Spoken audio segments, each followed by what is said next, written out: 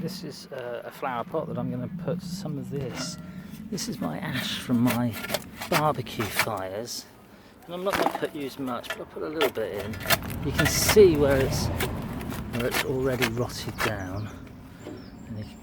Because it's a different colour, you can see that. It's still quite fresh, I'd say. And there's some bits of charcoal in. But there we go. So I put that in the pot. And then there's some soil from the pot, from the Mr. Mole. I'm going to put that in. It's nice soil, it's nicely broken up. And that goes in the pot as well. So, and then I'm going to put some compost into the top bit of it. So I'm just going to bring the pot over here with my foot. There we go. And then compost. It's a bit dry, that compost, but it'll soon mix in. And I'm also going to add a little bit extra of something. So the other extra little thing I'm going to put in is a good shake of fish blood and bone.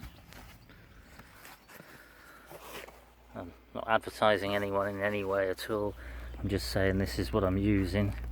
Got this from the garden centre the other day. So we've got our compost, we've got our soil, we've got our potash from the barbecue. Potash, and it's a barbecue ash and wood ash really from the barbecue. And I'm going to top that up to the top with the compost, and then we'll plant it. So the tomato I've chosen to go into this pot is it's a buffalo steak tomato, and I've just pinched the little side leaves off. These are the first two leaves, and all these hairs on the stem are potential roots.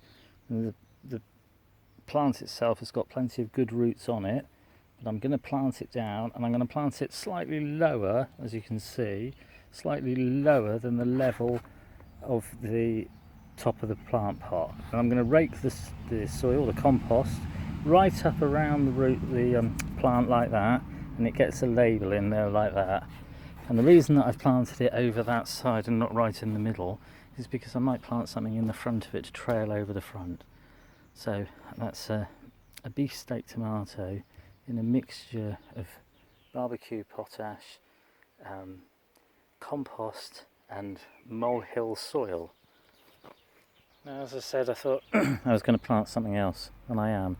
These are uricary squash, and they're like a small round pumpkin, but it's a squash, and they grow on a vine.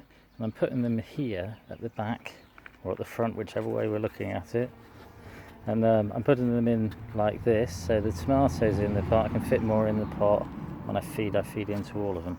But what I'll do is I'll put the pot up against a wall or something like that, and then the uricary squash will grow up on a vine, and they'll grow up the side of the wall. So I shall bring you along, show you what I mean in a minute.